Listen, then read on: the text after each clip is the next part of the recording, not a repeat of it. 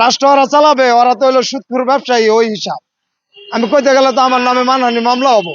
আর doctor ইউনূসের মানের পয়সা দেওয়া আমার ব্যবস্থা আছে, আমি রিক্সা চালাই কিস্তিতে ওর মানের পয়সা পরিশোধ করবো। এই জ্ঞানের ভান্ডারের যে জ্ঞান এবার বিতরণ করার চেষ্টা করা হয়েছিল, সেটা তো বইমেলায় বিক্রি হয়নি, সর্বোচ্চ কম বিক্রি হয়েছে। তার মানে কি, যে এবার আপনার মেধা মানে জ্ঞান বিক্রি কম হয়েছে, মাদক বিক্রি বেশি।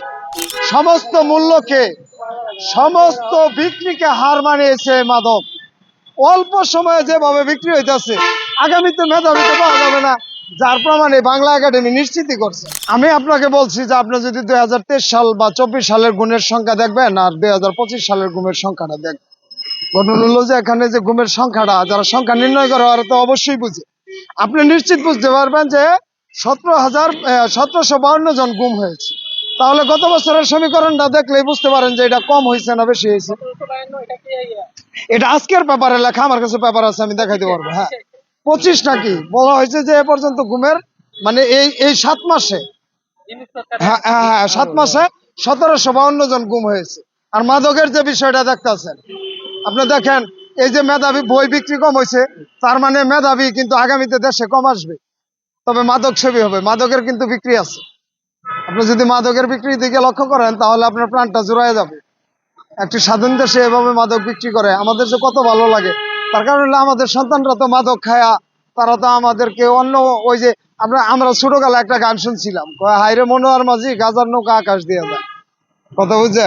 তা আমাদের যে স্বাধীনতা, আকাশের উপরে দিয়ে আমার মনে হয় মঙ্গলে যাবো না।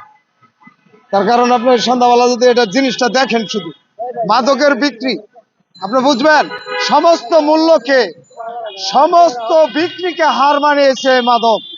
অল্প সময়ে যেভাবে বিক্রি হইতেছে, আগামীতে মেধাবীতে পাওয়া যাবে না, যার প্রমাণে বাংলা একাডেমি নিশ্চিতই করছে।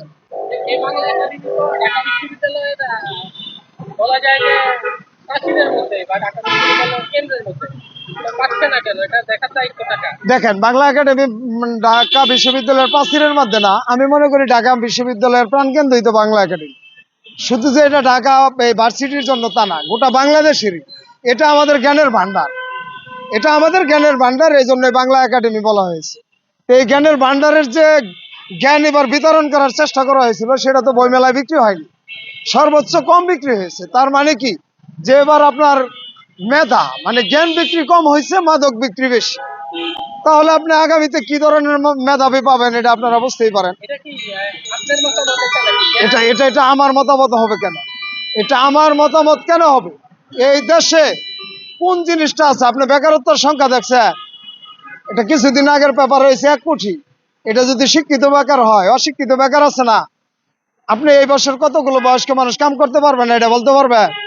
রাষ্ট্র ওরা চালাবে, ওরা তো হলো সুদখোর ব্যবসায়ী, ওই হিসাব। আমি কইতে গেলে তো আমার নামে মানহানি মামলা হবো।